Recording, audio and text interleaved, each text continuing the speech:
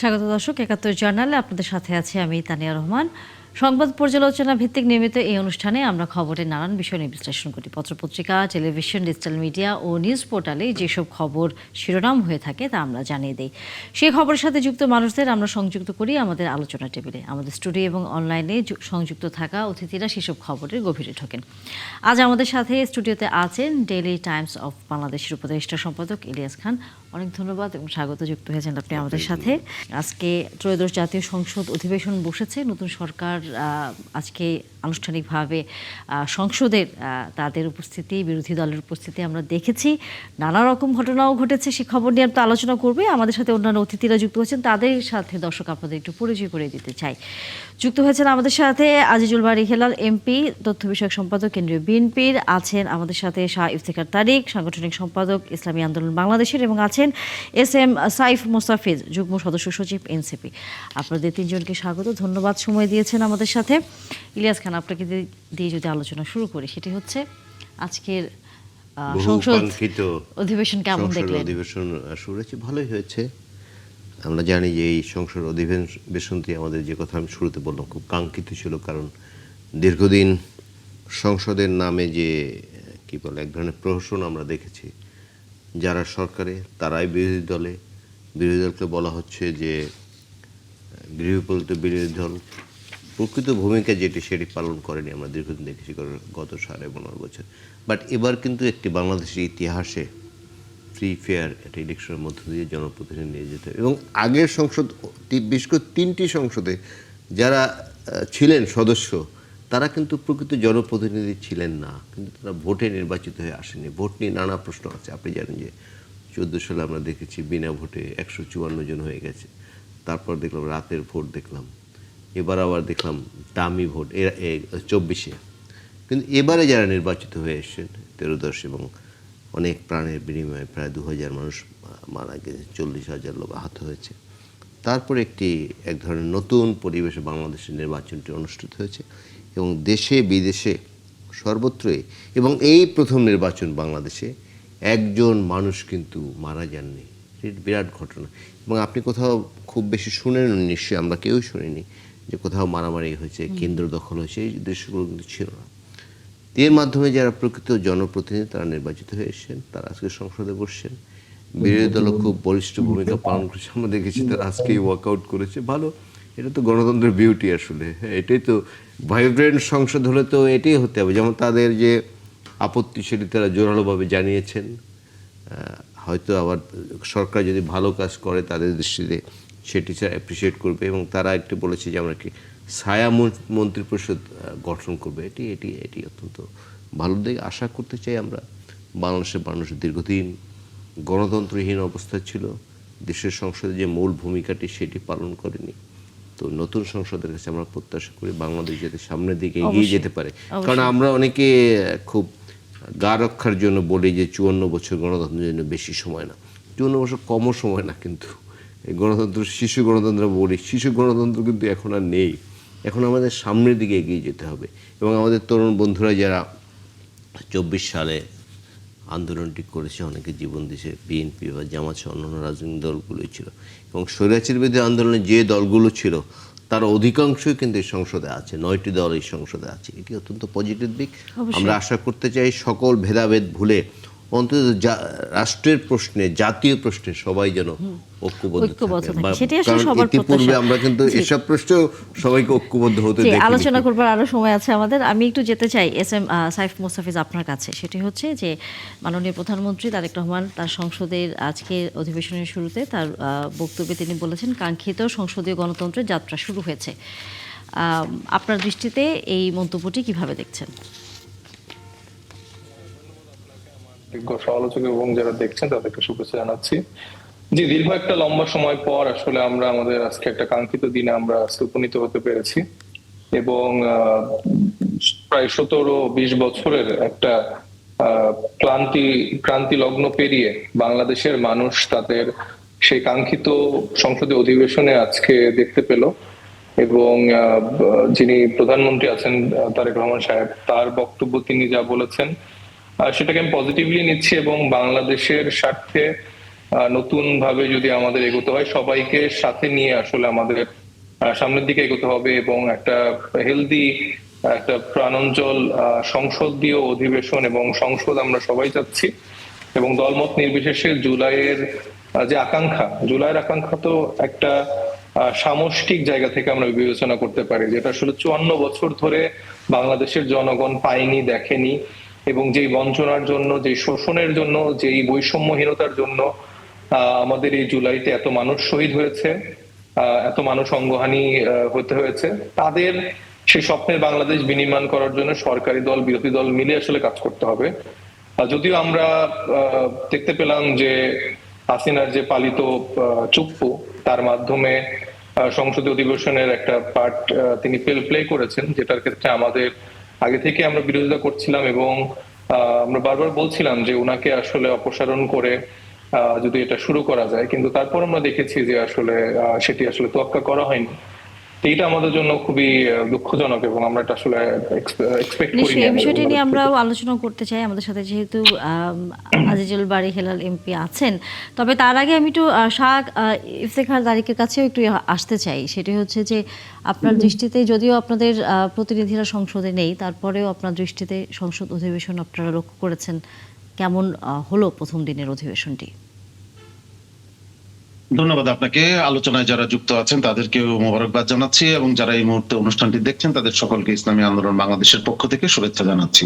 আমি প্রথমে একটা কারেকশন দিই। আপনি বলেছেন যে আমাদের প্রতিনিধি নেই, আমাদের প্রতিনিধি সংসদে আছেন এবং আমরা যারা সংসদের বাইরে আছি আমরাও এই সংসদকে পর্যবেক্ষণ করছি। প্রথমে সাধুবাদ জানাতে চাই, আজকে সংসদের প্রথম অধিবেশনে শুরু হলো, এটা খুব একটা আশাব্যঞ্জক দিক।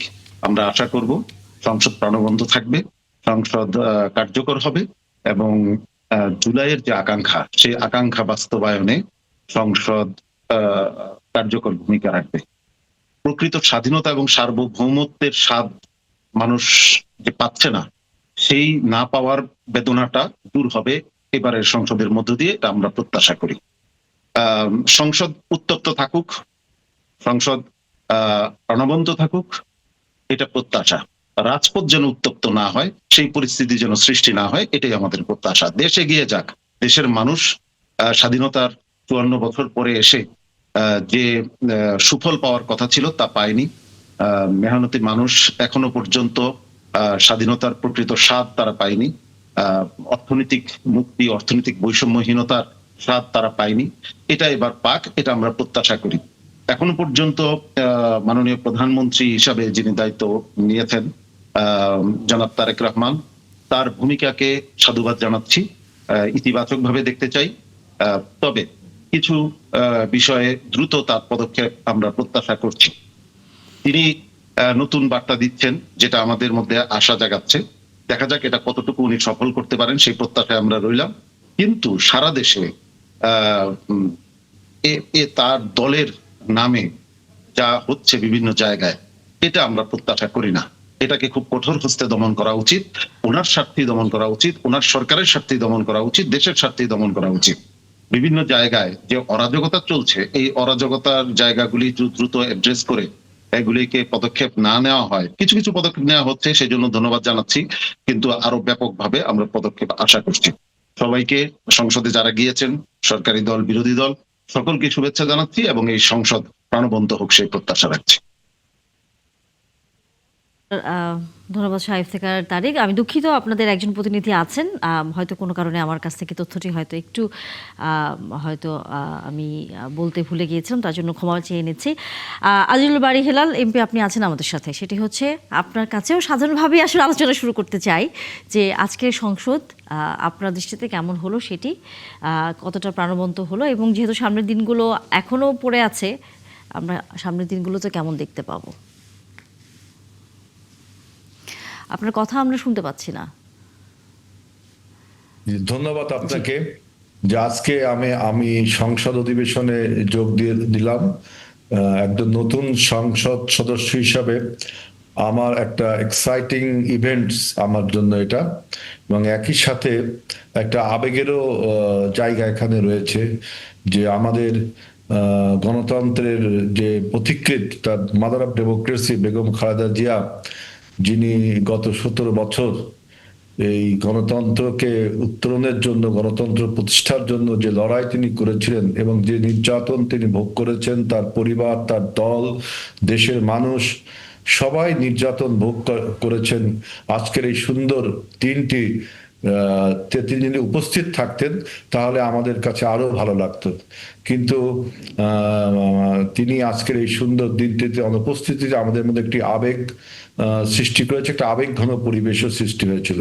এবং আমি এক্সাইটিং এই জন্য বলছি, দেখেন আজকে আমরা বহু রক্ত ত্যাগ, আত্মত্যাগের পরে যে একটা ফ্রি ফেয়ার এবং ক্রেডিবল টু অল একটা ইলেকশনের মাধ্যমে আমরা গণতন্ত্রের পথে যে যাত্রা শুরু করেছি একটা শূন্য থেকে।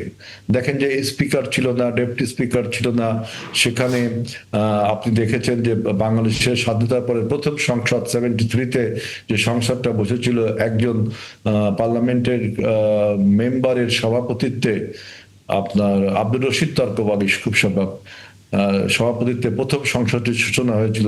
ঠিক এরকমই আজকে কিন্তু আমরা এরকম একটি শূন্য অবস্থা থেকে আমরা সমস্ত রাজনৈতিক দল, অভ্যুত্থানের সমস্ত রাজনৈতিক দল যে আনঅ্যানিমাসলি ইউনাইটেড ছিলাম, যে সংসদটাকে ইনসেপশন একটা গুড ইনিশিয়েটিভের মাধ্যমে সেটা আমরা করতে পেরেছি। এই জন্য আমাদের সমস্ত বিরোধী দল, সরকারি দল, সমস্ত সদস্য, স্বতন্ত্র প্রার্থী সবাই আমরা ধন্যবাদ পাওয়ার যোগ্য যে নিশ্চয়ই আমরা এই বিষয় নিয়ে আলোচনা করব, তবে সেটি বিরতির পর আরো বিস্তারিতভাবে। আপনারা সবাই আছেন আমাদের সাথে, বিরতির পর আবারও নিশ্চয়ই আলোচনায় ফিরবো। দর্শক, একাত্তর জার্নালে বিরতির সময় হয়ে গেল, বিরতির পর আবারও নিশ্চয়ই যুক্ত হবেন।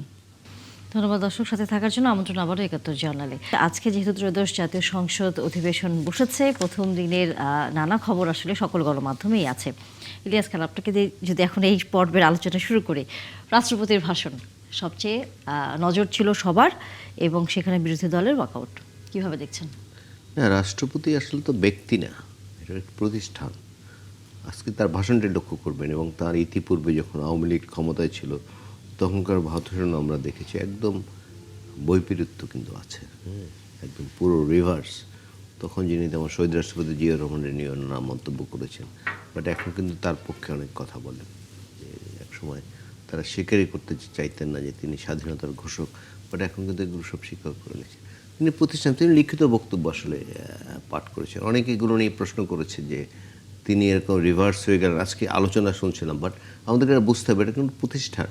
এখানে যদি অন্য কেউ থাকতো, যেভাবে লিখে দেবে সেভাবে তার পাঠ করতে হবে, এটি হচ্ছে বিধি। এবং বিরোধী দল বলছে, যদি তারা বিরোধী দল তার কাছে শপথও নিয়েছে, এবং গত বছর যে 24 সালে যখন অন্তর্বর্তীকালীন সরকার গঠিত হয়, এর মধ্যে কয়েকজন পার্লামেন্ট সদস্য আছেন, যখন তারা উপদেষ্টা হিসেবে তার কাছ থেকে শপথ নিয়েছেন, এবং এই 17 মাসে কিন্তু খুব বেশি তারা কিছু রাষ্ট্রপতিকে নিয়ে বলেও নি, বাট হঠাৎ করে তারা খুব রাষ্ট্রপতি তাকে অপসারণ করতে হবে এগুলো বলেছে। আজকে তারা প্রতিবাদ করেছে, সংসদীয় গণতন্ত্র এগুলো আছে, তারা করেছে এবং ওয়ার্কআউট করেছে শেষ পর্যন্ত। বাইরে আমাদের যে নবগঠিত রাজনৈতিক দল নাগরিক পার্টি, তারা বাইরেও। তাহলে আমরা বলতে পারি যে সংসদের ভিতরে এবং বাইরে আন্দোলন চলবে, যে আমরা সবসময় শুনি, সেটি তারা আজকে প্রথম দেখে দিল। যদিও সরকার গঠনের মাত্র 2 দিন পরেই তারা কিন্তু বিক্ষোভ করেছে, বিশাল বিক্ষোভ বাইতুল মোকাররম উত্তর গেটে। এগুলো আমাদের গণতান্ত্রিক সংস্কৃতি, বাট সবাইকে সহনশীল হতে হবে।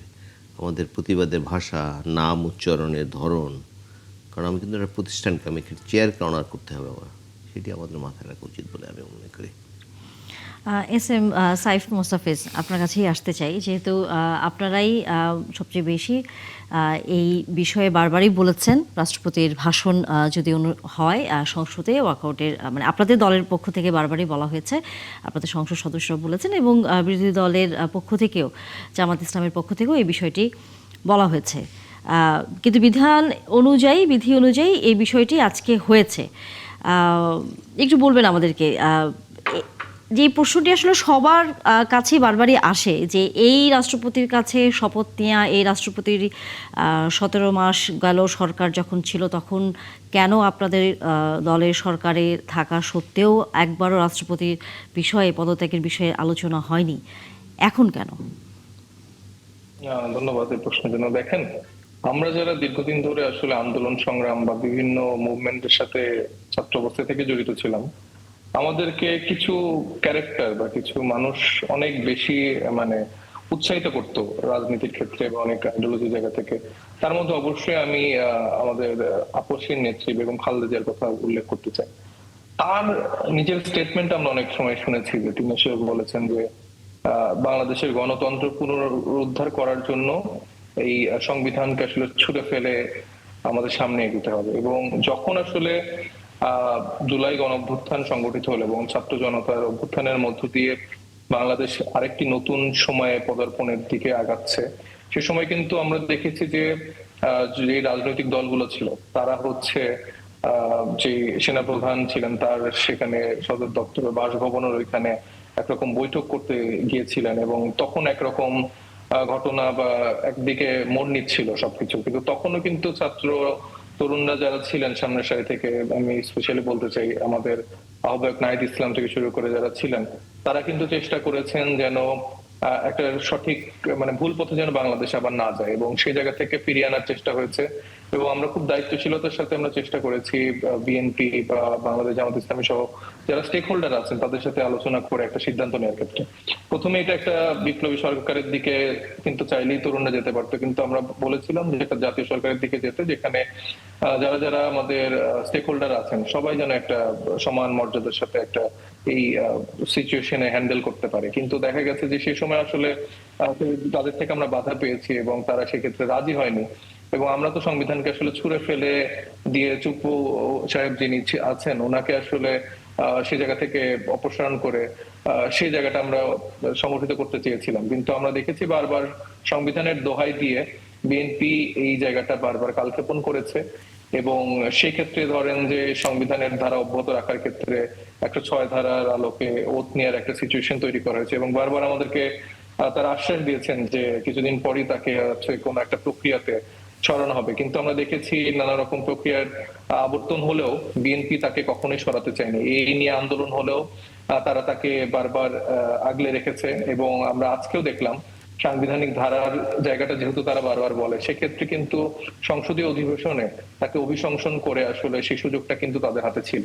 এবং এটা কিন্তু জুলাই গণ অভ্যুত্থানের সবার একটা আকাঙ্ক্ষার জায়গা ছিল, কারণ আপনি যতই বলেন না কেন এই চুপ্পু হচ্ছে রাষ্ট্রপতি বা একটা প্রতিষ্ঠান, কিন্তু এই মানুষটি তো আসলে তার আসনে বসে যখন এই রিয়া আগুবকে এত অল্প বয়সী একটা বাচ্চা তাকে যখন হত্যা করা হয় বা হাজার হাজার আমাদের শহীদেরা হত্যা হয়, সে মানুষটা তো এখানে বসে দেখেছে, হেসেছে। এবং সে তো এই খুনি হাসিনার অন্যতম একজন সহযোগী এবং যখন থেকে তিনি ক্ষমতায় আছেন তিনি তো আমি দেখেছি যে বর্তমানে যে প্রধানমন্ত্রী তারেক রহমান সাহেব থেকে শুরু করে বিএনপি, শহীদ প্রেসিডেন্ট জিয়াউর রহমান, বেগম খালেদা জিয়া, কাউকে বাদ রাখিনি এরকম অকথ্য ভাষায় কথা বলতে। এবং তাকে আজকে বসিয়ে তারা আসলে কোন গণতন্ত্র পুনরুদ্ধার করলো, কোন সংবিধানের ধারা অব্যাহত রাখলো, মানে এটা আমার নিজের কাছে লজ্জা লাগছে। বিএনপির জন্য আমার আসলে মায়া হয়, তাদের রাজনৈতিক দৈন্যতা এত নিম্ন দিকে যাচ্ছে যেখানে আসলে তারা এটা আসলে এনজয় করছে যে আসলে এই চুপ্পুকু দিয়ে তারা এই কথা বলাইছে ওই কথা বলাইছে। এবং আমি আসলে আজকে একটু অবাক হচ্ছিলাম সোশ্যাল মিডিয়া যখন আমি ঘাটাঘাটি করছিলাম যে আসলে কি মানে আওয়ামী লীগকে এবার ফিরে আসলো কিনা বা হাসিনাকে ফিরে আসলো কিনা। কারণ আমরা চুপ্পুকে অপমান করা বা তার বিরুদ্ধে যে যখন আমরা একটা অবস্থা নিয়েছি, সেক্ষেত্রে আমরা দেখতে পাচ্ছি যে আওয়ামী লীগের থেকেও আমার যারা বিএনপির সহযোগী যা বন্ধুরা আছেন তারা হচ্ছে তাকে ডিফেন্ড করা শুরু করেছে। এবং খুব আশ্চর্যজনক ভাবে এই চুপ্পু এখন তাদের একরকম ত্রাণকর্তা হিসেবে দাঁড়িয়েছে। তো এটা খুবই আনফরচুনেট, কারণ জুলাই রেভলিউশনের ফলে যে মানুষ আমরা আজকের সংসদীয় অধিবেশনে আমরা যেতে পারলাম, তারেক রহমান সাহেব থেকে শুরু করে আমার শ্রদ্ধেয় হেলাল ভাই থেকে শুরু করে আমাদের সহযোদ্ধা হাসনাত, নাহিদ, যারাই আজকে সুযোগ পেয়েছে সংসদে যাওয়ার জন্য, আমার মনে হয় যে এটার জন্য পুরোটা অবদান আমাদের এই জুলাই গণঅভ্যুত্থানে যারা ছাত্র জনতা যারা আছেন, যারা আসলে শহীদ হয়েছেন সেই পরিবার, এবং সেই পরিবারগুলোও কিন্তু আজকে দেখছিল সংসদীয় অধিবেশন এবং তাদের অনেকের সাথে আমার কথা হয়েছে, তারা আসলে এই ব্যাপারটা আসলে ভালোভাবে মেনে নিতে পারেনি। তা আমি আশা করব আমাদের যারা সিনিয়র যারা লিডাররা আছেন তারা এই আকাঙ্ক্ষাগুলা একটু আসলে বোঝার চেষ্টা করবেন এবং জুলাই সনদের যে আকাঙ্ক্ষা এবং সেই পরিষদের যে ওতটা, এটা নিয়ে আসলে সামনের দিনে সুন্দর বাংলাদেশ বিনির্মাণের ক্ষেত্রে বিএনপিও একসাথে কাজ করবে, জামাত সহ এনসিপি সহ যারাই আছেন না কেন আমরা একসাথে যেন কাজ করতে পারি। আজিজুল বারী হেলাল, আপনারা কি আওয়ামী লীগকে ফিরিয়ে আনছেন? দেখেন, আমরা আওয়ামী লীগকে ফিরিয়ে আনবো কেন? আর আমি সাইদ মুস্তাফিজের কথা একটা কথা বলতে চাচ্ছি যে আপনার 5ই আগস্টের সরকার পতনের পরে আপনারা শাহাবুদ্দিন চুপ্পুর আন্ডারে শপথ নিয়েছেন। এখন তার বক্তব্য শুনতে সমস্যা কি? তো এই যে স্ববিরোধিতা, যে একটা প্যারাডক্স সৃষ্টি হয়েছে, আমি যেটাকে দেখলাম যে আপনি 8 আগস্ট খুব সম্ভব শপথ নিয়েছেন চুপ্পুর আন্ডারে, শাহাবুদ্দিন চুপ্পু প্রেসিডেন্টের আন্ডারে, তাই না? সেই প্রতিষ্ঠানটিকে আপনি এখন সেটা রয়ে গেছে। এখন কি কারণে রয়ে গেছে এই ব্যাখ্যা দিতে গেলে আপনার যেহেতু আমরা কেউ এই বিষয়টা জানি না, আমরা এটাই জানি যে এটা একটা গণ অভ্যুত্থানের মাধ্যমে একটা সরকার পরিবর্তন হয়েছে। প্রেসিডেন্ট কিন্তু সরকার না, প্রেসিডেন্ট রাষ্ট্রপ্রধান। আপনার তখন যদি রাষ্ট্রপ্রধানের আন্ডারে শপথটি না নিতেন বা সব রাষ্ট্রপ্রধানকে তখনই যদি সরানো যেত এই 8ই আগস্টেই, তাহলে কিন্তু এই প্রশ্নগুলো এখন উঠতো না। যেহেতু তিনি রয়ে গেছেন, কি কারণে রয়ে গেছেন সেটা সাইদ মুস্তাফিজ যেটা বলছে সেটা কতটুকু অথেন্টিক, কতটুকু ঐতিহাসিক সেটা নিয়ে আমি আলোচনা করব না। কিন্তু আপনারা তো শপথ নিয়েছেন, তার আন্ডারে 3 জন উপদেষ্টা শপথ নিয়েছেন, তাদের একজন আজকে সংসদে উপস্থিত ছিলেন। তিনি এখন এই বক্তব্যটাকে ওয়াকআউট করলেন। হ্যাঁ, ওয়াকআউট, আমি তো বললাম যে সাংবিধানিক গণতন্ত্রের একটা সৌন্দর্য, এটা আপনি ওয়াকআউট করতে পারেন। কিন্তু এখন যদি বলেন যে তাকে কেন রাখা, তার আন্ডারে তাকে কেন ভাষণ দিতে হবে, তার ভাষণ কেন শুনতে হবে, তাহলে প্রশ্ন ওঠে আপনি কেন তার আন্ডারে শপথ নিলেন? তা আমি এই বিতর্কে যাব না। আপনার মনে করতে হবে যে আমরা একটা শূন্য অবস্থান থেকে, যেটা আমি প্রথমে বলেছি যে শুরু করতে যাচ্ছি, যে স্পিকার নেই।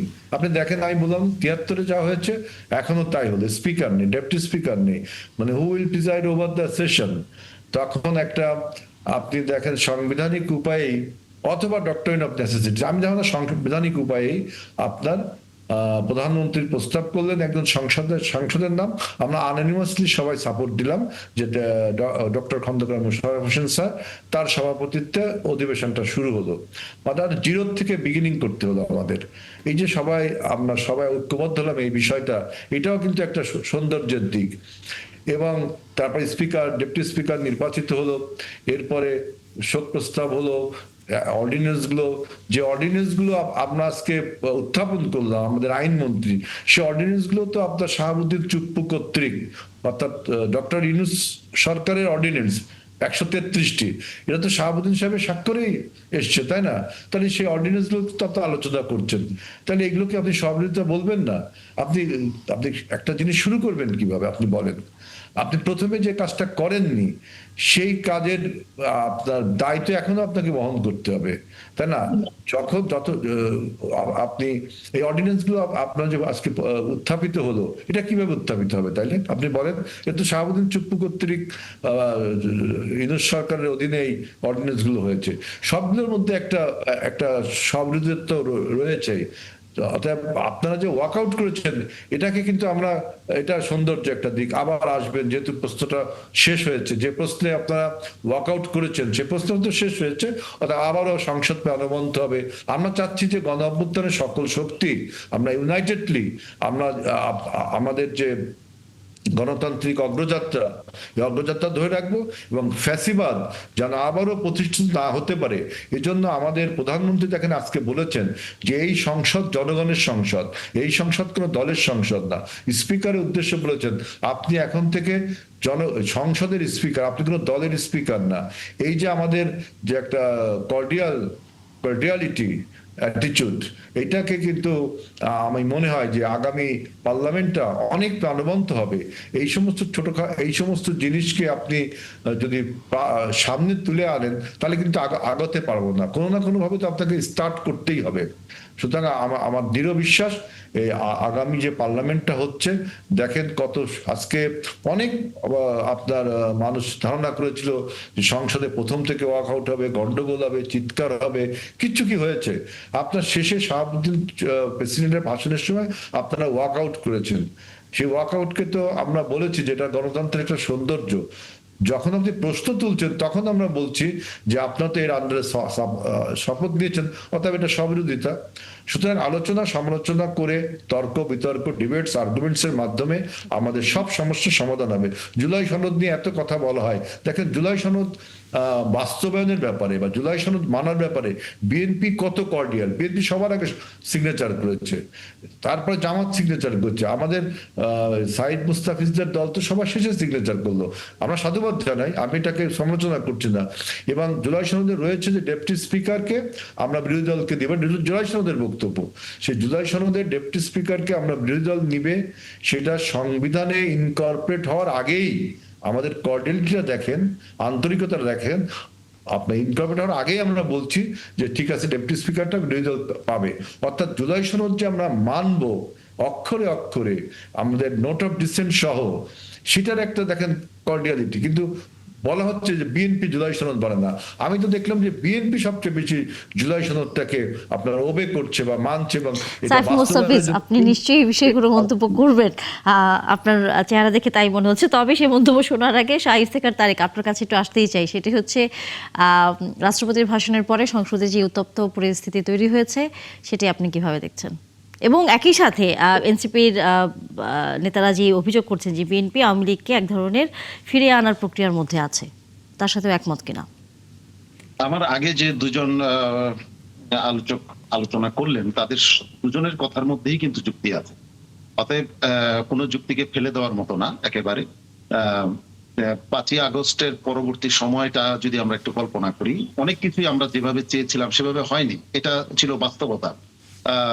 ওই সময়ে যা চাওয়া হয়েছে তাই পূরণ করা গেছে, বিষয়টা এরকম ছিল না। তো যার কারণে সেটার কিছু রেশ তো থেকেই যাবে। এবং আজকে বিএনপির ভূমিকা, বিএনপির দৃষ্টিতে সেটা ঠিক, আবার বিরোধী দলের ভূমিকা সেটা বিরোধী দলের দৃষ্টিতে সেটা ঠিক। এটা আমাদেরকে একটা শিক্ষা দিল, এটাকে আমি নেতিবাচক ভাবে দেখতে চাই না। আব্দুল বারী হেলাল ভাই যেটা বললেন যে সামনে এই সংসদ যেন কার্যকর হয়, সেই ব্যাপারে সকলে মিলে যদি উদ্যোগ গ্রহণ করে, এই সমস্ত কালিমা আমরা পিছনে ফেলে সামনের দিনগুলোকে সুন্দর করতে পারবো। আপনি যে প্রশ্নটি করেছেন, সেই প্রশ্নটি আমি আজিজুল বারী হেলাল ভাই সহ বিশেষ করে তিনি যেহেতু বিএনপির প্রতিনিধি হিসেবে আছেন, সেই প্রশ্নটি আমি রেখে যেতে চাই। সেটা হচ্ছে একটু অন্যভাবে, আওয়ামী লীগ ফিরে আসাটা কতটুকু সম্ভব, এটা যারা একটু রাজনৈতিক ভাবে সচেতন তারা বুঝবেন যে আওয়ামী লীগ ফিরে আসাটা অনেক কঠিন। কিন্তু আওয়ামী লীগের দড়িটা যে খুঁটিতে বাঁধা ছিল, সেই খুঁটিটা কি এখনো সেই অবস্থায় আছে, নাকি সেই খুঁটি থেকে দড়িটা আমরা খুলতে পেরেছি? এটা হচ্ছে ওই খুঁটি থেকে যদি দড়ি, দেশের দড়ি, শাসক দলের দড়ি খোলা থাকে, তাহলে আমরা আশা করব সামনের দিনগুলো ভালো হবে। আর যদি আওয়ামী লীগের গলার দড়ি যে খুঁটিতে বাঁধা ছিল এখনো যদি সেই খুঁটিতেই বাঁধা থাকে, তাহলে আওয়ামী লীগ ফিরে আসা না আসা গুরুত্বপূর্ণ না, কোন দল আবার আওয়ামী লীগ হয়ে ওঠাটা তখন সময়ের অপেক্ষা নয়। ইলিয়াস খান। না ভাই তো বললেন আওয়ামী লীগ, এটা ন্যারেটিভ তৈরি করা হচ্ছে। কারণ আওয়ামী লীগের দ্বারা সবচেয়ে ক্ষতিগ্রস্ত হয়েছে বিএনপি। আমি জানি না হেলাল ভাইয়ের নামে কয়টি মামলা আছে, অনেক নেতার নামে, একজন নেতার নামে 452টি মামলা আছে। এরকম অনেক নেতার নামে, ঘরে ঘুমোতে পারেননি, এই চরে গিয়ে নৌকায় ঘুমিয়েছেন, জঙ্গলে থেকেছেন, কোর্টের বারান্দায় দৌড়াতে হয়েছে, এগুলো তো বিএনপির হয়েছে। তারপর আপনি দেখুন যে গুমের কথা বলা হচ্ছে, গুম কমিশন যে রিপোর্ট দিয়েছে সেখানে দেখবেন যে বেশি গুম হয়েছে বিএনপির লোকজন, এবং যা ফেরত আসছে সবচেয়ে কম ফেরত আসে বিএনপির লোকজন, তাদেরকে বেশি হত্যা করা হয়েছে। সুতরাং বিএনপি আওয়ামী লীগকে নিয়ে আসবে, এটার ন্যারেটিভ তৈরি করা হচ্ছে। ইলেকশনের আগে একদম কিছু দল নানা ধরনের ন্যারেটিভ তৈরি করছে, যেমন এই জুলাই সনদের কথা বলা হচ্ছে যে বিএনপি মানে না, হ্যাং ত্যাং। এই যে আমার বন্ধু আছে, তরুণ বন্ধু, তার তো এই হেলাল ভাই একটু বললেন যে তারা কিন্তু একদম সর্বশেষ সিগনেচার করেছে। বাট বিএনপি বহু বিষয়ে নোট অফ ডিসেন্ট থাকা সত্ত্বেও তারা কিন্তু আগে সিগনেচার করেছে। সুতরাং এই ন্যারেটিভ এগুলো তৈরি করা হচ্ছে যে আওয়ামী লীগ। একটি প্রমাণ দিক কী কারণে মনে হচ্ছে যে আওয়ামী লীগ ফেরত আসবে, একটি প্রমাণ দিক কী কারণে মনে হচ্ছে যে আওয়ামী লীগ ফেরত আসবে এবং বিএনপি ফেরত আনতেছে।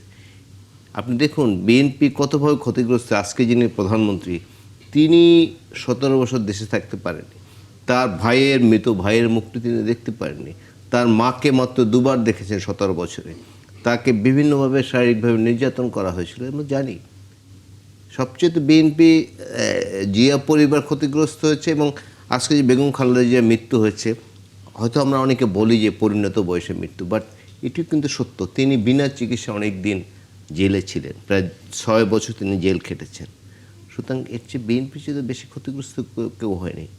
সুতরাং বিএনপি তাদেরকে ফেরত আনবে কেন? এগুলো এই ভোটের আগে নানা কৌশল করা হয়েছে যে বিএনপিকে কীভাবে মেলাইন করা যায়। এই বিভিন্ন বাহিনীর কথা বলে, আমি স্টুডেন্টদের নাম উচ্চারণ করতে চাই না, ফেসবুকে কিছু ফেক আইডি দিয়ে নানা কিছু সত্য মিথ্যা বলে যতভাবে বিএনপিকে মেলাইন করা যায়, এবং এমন একটা হাইপ তুলেছিল আমাদের বিরোধী দলগুলো যে তার ক্ষমতায় চলে আসছে, এবং অনেক ভুয়া জরিপ বিভিন্ন ব্যক্তি বিভিন্ন প্রতিষ্ঠান দিয়ে করা হয়েছে। আপনি দেখেছেন এগুলো ক্ষমতায় যাওয়ার একটি ইচ্ছা ছিল। এবং আরেকটু দেখুন, লেটেস্ট দেখুন, আমরা একটু আগে আমরা আলোচনা করেছি যে বাংলাদেশের ইতিহাসে এত অবাধ নিরপেক্ষ নির্বাচন আমরা কখনো দেখিনি, কিন্তু কদিন ধরে বলা হচ্ছে ইলেকট্রন ইঞ্জিনিয়ারিং করা হয়েছে। এটি নতুন শুনছি, এবং রিপিটেডলি 2-1 দিন বলুক, কিন্তু প্রতিদিন বলছে এবং অনেক নেতা বলছে যে ইলেকশন ইঞ্জিনিয়ারিং করা হয়েছে, তারা 200-র বেশি সিট পেয়েছিল, এই জন্য ক্ষমতায় যেতে পারে না ইঞ্জিনিয়ারিং কারণ। এগুলো ফেক কথা বলে, এগুলো হাস্যকর কথা বলে এইসব ন্যারেটিভ তৈরি করে আরও জনবিচ্ছিন্ন হচ্ছে। এগুলো না করে গণতন্ত্রের পক্ষে যে দল আজকে বিরোধী দল আছে তারাও কিন্তু নির্যাতিত হয়েছে বিভিন্নভাবে, তারাও কিন্তু নির্যাতিত হয়েছে, কিন্তু আজকে পুরো গণতান্ত্রিক প্রক্রিয়ার নির্বাচনকেই প্রশ্নবিদ্ধ করতে চায় আবার। এটা ঠিক না। সুতরাং আমি আমাদের বন্ধুদের বলতে চাই, আজকে যারা জামাত ইসলাম আছে বা অন্যান্য দল আছে, সবাই কিন্তু নির্যাতিত। পার্লামেন্টে যে 9টি দল আছে সবাই কোনোভাবে নির্যাতিত হয়েছে, আওয়ামী লীগের নির্যাতন নিষ্পেষণের শিকার হয়েছে। সবাই ঐক্যবদ্ধভাবে কীভাবে সামনের দিকে যাওয়া যায়, গণতন্ত্রকে সুসংহত করা যায়। আমরা এই 54 বছর ধরে শুনছি গণতন্ত্র সুসংহত করতে হবে, সুসংহত হয়নি। কিন্তু এই যুগে এসেও আমরা ভোটার বিরোধী নির্বাচন দেখেছি, এটি ভাবাও যায় না কিন্তু। এবং এটি নিয়ে কোনো বিকার ছিল না, এবং দেশটির অবস্থা এমন করা হয়েছিল, আপনার ব্যাংকটা আমার ইচ্ছে করে যে আমি নিয়ে যাব, সব টাকা কিন্তু আপনার। আমি একদিন 5 স্টার হোটেলে নিয়ে আর্মি দিয়ে, আমি আর এই জায়গায় নাম বলতে চাই না, পিস্তল ধরেই আমি সিগনেচার করে নিলাম। এই বাংলাদেশে এই বাস্তবতা হয়েছিল, এবং কারো কোনো বিকার নাই। আমি ব্যাংকের হাজার কোটি টাকা লুটপাট করতেছি, আপনার নিশ্চয়ই, আমি জানি না আপনার আছে কিনা, অনেক 5টি ব্যাংক আছে যে টাকা আছে আপনার, কিন্তু আপনি তুলতে পারছেন না, সব টাকা লুটপাট করে নিয়ে গেছে। এই বাংলাদেশের সৃষ্টি করা হয়েছিল। সুতরাং এই বাইরে গিয়ে আমরা একটা ভালো দেশ দেখতে চাই। আমাদের এখন যিনি প্রধানমন্ত্রী, আপনি তো স্টার্টিংটা দেখবেন, এই যে পরশুদিন তিনি কিন্তু ফ্যামিলি কার্ড বিতরণ করেছেন। বাংলাদেশের রাজনৈতিক সংস্কৃতি হচ্ছে নির্বাচনের সময় আমরা প্রতিশ্রুতির ফুলঝুরি ফুটাই, এই দেব সেই দেব, কিন্তু নির্বাচন হয়ে গেলে আমরা ভুলে যাই। এবং তিনি কিন্তু 15 দিনে একটু বেশি, বোধহয় কদিনে আমি ভুলে গেছি, তার মধ্যে ফ্যামিলি কার্ড বিতরণ শুরু করছে। এটি একটা ঐতিহাসিক ঘটনা, এবং সেই অনুষ্ঠানে কিন্তু তিনি বলেছেন যে আমরা কৃষি কার্ডও আগামী মাস থেকে বিতরণ করব। যেমন ফ্যামিলি কার্ড নিয়ে অনেক নানা ধরনের কথা বলা হয়েছিল, নগদ টাকা দেয়া ঠিক আছে, কিন্তু ফ্যামিলি কার্ড দেয়া ঠিক নেই, ইলেকশনের আগে আমরা এগুলো শুনেছি। আমরা আলোচনা করবো বিষয়গুলো নিয়ে, তবে সেটি বিরতির পর। দর্শক আলোচনা নিশ্চয়ই যুক্ত থাকবেন বিরতির পর আবার। ধন্যবাদ দর্শক, সাথে থাকার জন্য আবার আমন্ত্রণ 71 জার্নালে। SM সাইফ মোস্তাফিজ, আপনার কাছে আসলে প্রথমে আসতে চাই, হয়তো প্রশ্ন আপনার কাছে সবচেয়ে বেশি জমে গেছে। প্রথমত হচ্ছে, আজকের এই ঘটনার পর স্বরাষ্ট্রমন্ত্রী তিনি বলেছেন সালাউদ্দিন আহমেদ যে এটি আপনাদের অনেকটা স্ববিরোধিতা কিনা সেটা তো জানতেই চাই। এবং একই সাথে ইলিয়াস খান একটি প্রশ্ন মানে আলোচনা আসলে বলছিলেন যে কেন আপনাদের মনে হচ্ছে যে বিএনপি আওয়ামী লীগকে ফিরে আনার প্রক্রিয়ার মধ্যে আছে। ধন্যবাদ। আসলে হেলাল ভাই এবং অনেকের কথার একসাথে উত্তরগুলো দিতে হবে। এখন হচ্ছে যে দেখেন, প্রথমত যে চুপ্পু সাহেবের অধীনে কেন আমাদের যারা উপদেষ্টারা কেন তারা সেখানে শপথ নিয়েছিলেন, সেই বিষয়টা কিন্তু আমি প্রথমে উল্লেখ করেছি। এবং ইতিহাসের জায়গা থেকে আপনারা জানেন যে সে সময় তারেক রহমান সাহেবের সাথে কথা হয়েছে, এবং সেই সিদ্ধান্তগুলো গ্রহণ করার সময় তাকে আমরা গুরুত্বপূর্ণভাবে আসলে মনে করেছি যে তার মতামত এবং তাদের দলীয় সিদ্ধান্ত, এবং বাংলাদেশ জামাত ইসলাম থেকে শুরু করে প্রত্যেকটা রাজনৈতিক দল যারা আসলে জুলাই গণঅভ্যুত্থানের একটা গুরুত্বপূর্ণ ভূমিকা রেখেছে, সেই জায়গা থেকে কিন্তু এই সিদ্ধান্তগুলো চাপিয়ে দেওয়া হয়েছিল। এবং আমাদের যে সিদ্ধান্তটা ছিল সেটা ছিল জাতীয় সরকারের দিকে, এটা ক্লিয়ার। এবং অনেকগুলো মানে একদম শেষ সময়কার কথোপকথন তো আর দেখা যাচ্ছে যে আপনাদের সামনে এখন তুলে ধরা যাচ্ছে না, কিন্তু অনেক আলোচনা থেকে কিন্তু এটা এসছে যে আমাদের তরুণদের পক্ষ থেকে আমরা প্রস্তাব করেছিলাম যে একটা জাতীয় সরকার গঠন করার। কারণ আমরা চাইলেই, আমি এটা বারবার বলছি যে বিপ্লবী সরকার গঠন করা সম্ভব হতো, কিন্তু আমরা আর কোনো রক্তপাত চাইনি। কারণ এরকম একটা অবস্থান নিলে সেক্ষেত্রে বিএনপি বলি বা বিভিন্ন ভাবে বিপ্লব প্রতি বিপ্লব এরকম অনেকগুলো ঘটনা যেটা আসলে ইতিহাসে আমরা দেখতে পাই, সেই আলোকে কিন্তু এরকম ঘটনাগুলো ঘটার সম্ভাবনা ছিল। সেই জায়গা থেকে আমরা তাদেরকে গুরুত্ব দিয়েছি এবং আসলে আমরা প্রতারিত হয়েছি। আমাদের এটা একটা এবারকার বড় শিক্ষা যে আসলে তুলনামূলক যারা আমাদের সিনিয়র যারা রাজনীতিবিদ আছেন এবং যারা আসলে এখন এরকম করে কথা বলছেন, তাদেরকে আসলে ভরসা করাটা আমাদের জন্য একটা ভুল ছিল। এবং এই শিক্ষা থেকে আমি নেক্সট জেনারেশন বা আমাদেরকে এটা বলতে পারি যে আমরা আর এই ভুলগুলো সামনের দিনে নিশ্চয়ই করব না, যেন তারা বারবার এটা না বলতে পারে। এবং আরেকটা মজার ব্যাপার হচ্ছে যে আপনি বারবার বলছেন যে বিএনপি সব থেকে বেশি সাফার করেছে, এটাও আমি হাইলি এগ্রি করি। কিন্তু দেখেন, তারা যদি সাফার করতে, তারা আমাদের এক্সাম্পলটা টেনে, মানে আজকে কিন্তু সংসদীয় অধিবেশনে তাকে অভিশংসন করে সেই জায়গাটা কিন্তু তাকে সরানোর একটা সুযোগ ছিল। তারা বারবার ব্যাড একটা এক্সাম্পল ক্রিয়েট করে বারবার বলে যে আপনারা যদি এটা করছেন তাহলে আমরাও কেন করতে পারবো না। রাদার আমরা যদি ভুলও করে থাকি, সেখানে তাদের কথা উচিত ছিল যে আচ্ছা ঠিক আছে, জুলাইয়ের আকাঙ্ক্ষা তাহলে আমরাই বাস্তবায়ন করলাম, আমরাই তাহলে প্রকৃতভাবে ওইভাবে অন করি। তো সে বারবার হচ্ছে যে আপনারা কেন করছিলেন, যেখানে শুধু তাদেরই ভূমিকা ছিল, তো সেটা বারবার তারা তুলে আনছে। এবং আওয়ামী লীগ কেন ফিরে আসবে বা কেন আসছে, আপনারাই দেখেন যে আমি নাম উল্লেখ করছি না, বিএনপিরই বর্তমানে একজন সংসদ সদস্য, তিনি হচ্ছে যে সে আওয়ামী লীগের সে যে কারাবন্দী ছিলেন তাকে জেল থেকে একদম মালা দিয়ে ফুল দিয়ে ছাড়িয়ে নিয়ে আসছেন, এবং সেটা একদম ফলো করে আপনারা সোশ্যাল মিডিয়াতে দেখেছি। এবং এই ইলেকশন তো আমার করার এবার অভিজ্ঞতা আছে। তো আমাদের যিনি বললেন, আমরা আসলে আওয়ামী লীগের ইলেকশন গুলার পরও এই চ্যানেল ৭১ বা এরকম অনেকগুলো চ্যানেলে তাদের এরকম সে সময়ের যারা আওয়ামী লীগ পন্থী যারা কলামিস্ট আছেন, সাংবাদিক আছেন, তাদের মুখে এরকম কথা শুনতাম না, ইলেকশনটা একদম ফ্রি ফেয়ার হয়েছে, কোথায় কোন কি কারচুপি। তো এরকম একটা টোন আমি করতে শুনলাম এবং তার চোখে কোন রকম কিছু দেখেননি। আমি নিজে পার্টিসিপেট করেছি ইলেকশন এবং সেখানকার আলোকে আমি বলতে পারি যে যখন ফলাফল ঘোষণা করা হচ্ছিল আমার যে আসনে, সেখানে আমি ৫-৬ হাজারের উপরে ব্যবধানে এগিয়েছিলাম। হঠাৎ করে ২ ঘন্টা গণনা বন্ধ এবং তারপরে সারা দেশে একরকম ফলাফল একদিকে যাওয়া শুরু হলো। এরকম অনেক ঘটনা ঘটেছে। দেখেন, আমরা সেই সময় চাইলেও এরকম নানা রকম বিরোধিতা বা এই কাজগুলো করতে পারতাম, কিন্তু এই শুধুমাত্র ক্ষমতার জন্য আমরা বাংলাদেশে নতুন করে আর কোনো বিপর্যয় আনতে চাইনি। এবং আমরা বারবার জুলাই সনদকে আপহোল্ড করেছি। আপনারা দুইজনই আলোচক বললেন যে আমরা কেন পরে সিগনেচার করেছি।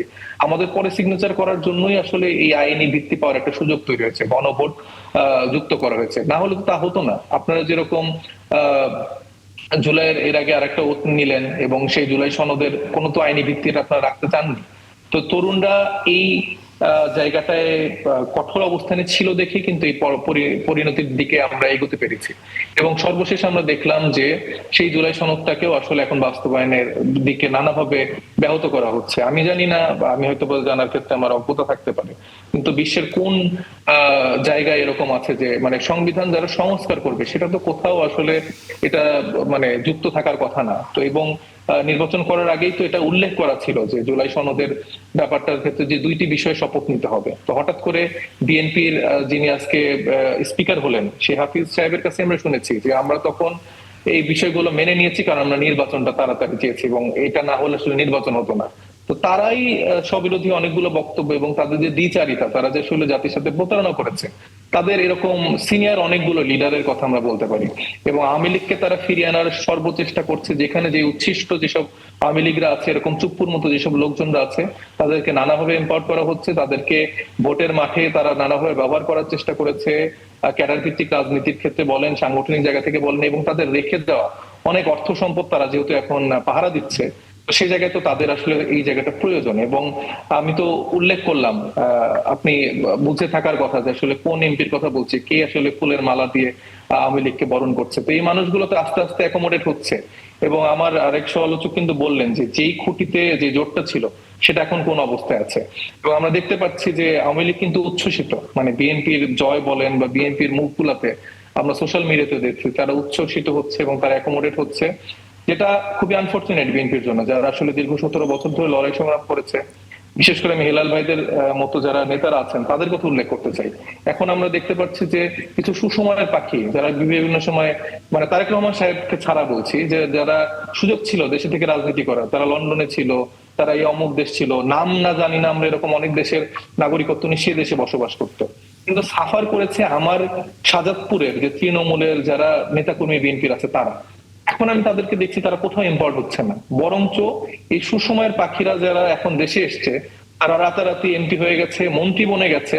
এবং আপনি যদি বিএনপির মন্ত্রিসভাটা দেখেন, সেটা দেখলে আপনি বুঝতে পারবেন যে আসলেই প্রকৃত যারা এই 17 বছর ধরে বিএনপি কে ফ্যাসিলিটেট করেছে, যারা আমরা দেখেছি রুহুল কবির রিজভী সাহেব থেকে শুরু করে, যিনি একাই বিএনপির অফিসের সামনে লড়াই করেছেন, এরকম অনেক নেতারা আছেন যাদেরকে আসলে গুরুত্বপূর্ণ মন্ত্রণালয় বা এরকম জায়গায় আসলে বাংলাদেশের মানুষ দেখতে চেয়েছিল, যারা আসলে আমরা তাদের দলকে সাপোর্ট করি না, কিন্তু 17 বছর ধরে এই তৃণমূলে যাদের নেতাদেরকে দেখেছিলাম, যারা গুম খুন হয়েছে, যাদের পরিবার নানাভাবে সাফার করেছে, তারা বিভিন্ন জায়গায় যে নিজেরা বসবাস করেছে নিজের ঘর ছেড়ে, সে মানুষগুলোকে আমরা দেখছি না ইম্পোর্ট হতে। আপনার যে অভিযোগগুলো সাইফ মুস্তাফিজ, কিছু প্রেসক্রিপশনের আন্ডারে সেই অভিযোগগুলোর উত্তর নিশ্চয়ই আমরা আজিজুল বারী হেলালের কাছ থেকে পাবো। আজকের যা যা হচ্ছে সেগুলো চলছে।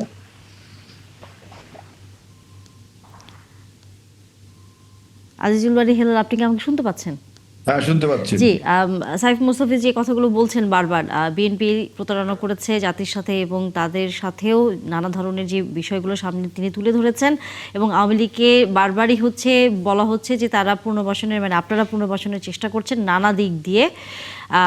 এই বিষয়ে আসলে আপনি কি বলবেন? আমরা জাতির সাথে প্রতারণা করলাম না কোথায়? আপনার প্রেসিডেন্টকে যদি আপনি সে সময় সরালেন না, এখন যে যদি সরাতেন কিভাবে, মানে সরালে যে শূন্যস্থান তৈরি হতো সেখানে আপনি কিভাবে পূরণ করতেন সেটা নিয়ে কি আলোচনা করেছেন? আপনারা তো, আমি দেখলাম যে আপনারা কিছুদিন পরে প্রেসিডেন্ট ডক্টর ইউনূসের বাড়ির সামনে যে বললেন যে প্রেসিডেন্টকে পদত্যাগ করতে, প্রায় 15-20 দিন পরে পদত্যাগ করতে হবে, তার জায়গায় কে যাবে, এইসব বিষয় নিয়ে কি আলোচনা করেছেন?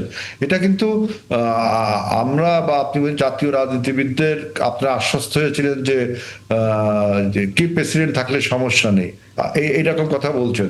অত এই যে আপনাদের সাথে কথোপকথন, এখানে আমি ছিলাম না, কিন্তু আমার ধারণা যে আপনারা কোনো ধারণা দেননি যে যদি প্রেসিডেন্টকে ছড়ান সেই শূন্যস্থান কিভাবে পূরণ করবেন। একটা করেনসাম সিচুয়েশন বা টিমালসের সিচুয়েশন তখন প্রিভেল করছিল, তখন আরেকটি প্রেসিডেন্টকে সরিয়ে আপনি কাকে আনবেন সেই বিষয়ে পরিষ্কার ধারণা ছিল না। আরেকটা হলো কি যে আপনি বলছেন যে জাতীয় সরকার গঠনের কথা বলেছিলেন, জাতীয় সরকার গঠন যদি তখন আপনি করতেন তাহলে ইলেকশনটা করার সময় কি কনফ্লিক্ট অফ ইন্টারেস্ট এটা কি হতো না, যে আপনি ইলেকশনটা করতো কে? কারণ সবাই আমরা সরকারে, তাহলে ইলেকশনটা করার সময় কি কনফ্লিক্ট অফ ইন্টারেস্ট হতো না? এটা, এই ধারণাটা তো আপনাকে বুঝতে হবে। আর একটা বলছেন যে আওয়ামী লীগ পুনর্বাসনের কথা বলছেন, আপনি ভোটের পার্সেন্টেজ দেখেন, বিএনপি প্রায় 50+% ভোট পেয়েছে, তাই না? বিএনপির আগে ভোট ছিল 40+, এখন হয়েছে সেটা 50, তাই না? আর আপনার জামাতের ভোট ছিল 8 থেকে 10, 10+, সেটা হয়েছে 32। তাইলে এখন বোঝেন যে আওয়ামী লীগের যে ভোট, এটা তো বাংলাদেশে রয়ে গেছে। আওয়ামী লীগের যারা পালিয়ে গেছে, যারা চলে গেছে, কিন্তু আওয়ামী লীগের যে একটা বিরাট ভোট ব্যাংক, সেই ভোটটা রয়ে গেছে না? এই ভোটটা পেলো কে তাহলে? আপনি বলেন, আমরা কি পেলাম না ওরা জামাত পেল না কারা পেল? সুতরাং পুনর্বাসন আওয়ামী লীগের আপনি এখানে কেউ করছে না। এটা হলো আপনার প্রকৃতির একটা ব্যবস্থা, যে আওয়ামী লীগের সবাইকে আপনি সবাইকে আপনি দেশ থেকে চলে যান, তারা কিন্তু রয়েছে, এবং সবাইকে বিচারের আওতায়ও কিন্তু আপনার আনা সম্ভব হচ্ছে না। যারা যারা দোষী তাদেরকে আনা হয়েছে। আমরা কিন্তু এই ব্যাপারে ঐক্যবদ্ধ। আজকে আমাদের প্রধানমন্ত্রীও বলেছেন যে ফ্যাসিবাদী শক্তি যেন আর কখনো বাংলাদেশে মাথাচাড়া না দিতে পারে, আমরা এই জন্য ঐক্য বজায় রাখবো। আপনি এখন আমাকে ব্লেম দিতে পারেন যে আমরা করছি, আমিও যদি আপনাকে ব্লেম দিই তাহলে তো আবার সেই পুরনো ইতিহাসে চলে যাব।